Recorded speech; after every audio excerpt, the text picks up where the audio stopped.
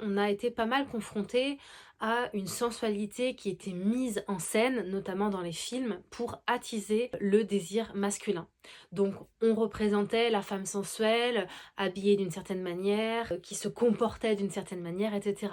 Donc, lorsqu'on parle de sensualité, certaines femmes ont associé ces images-là de femmes sensuelles à la sensualité et lorsqu'elles veulent incarner leur sensualité, elles se mettent dans un espèce de rôle qui finalement n'est pas aligné avec qui elles sont. J'ai une définition de la sensualité qui n'a rien à voir avec une sensualité jouée. Pour moi, la sensualité, c'est être dans nos sens, tout simplement.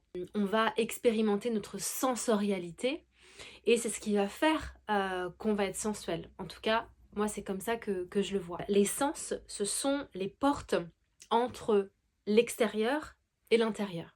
Lorsque je vais regarder quelque chose, l'objet extérieur va venir créer une émotion, un ressenti à l'intérieur de moi.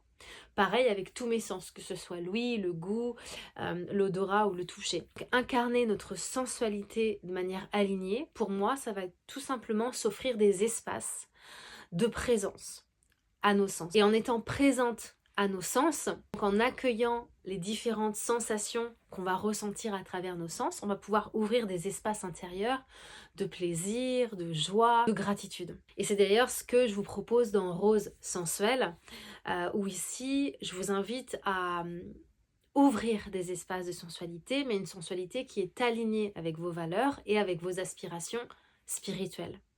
Et d'ailleurs, si j'ai choisi le symbole de la rose, c'est justement parce que la rose est connectée à la spiritualité et au divin en général.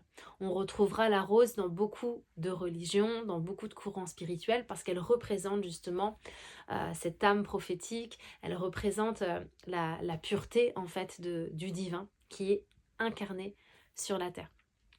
Voilà, en tout cas, j'espère que cette définition de la sensualité te parle. N'hésite pas à m'en dire plus en commentaire, ça me fera toujours plaisir que de t'entendre. Salut!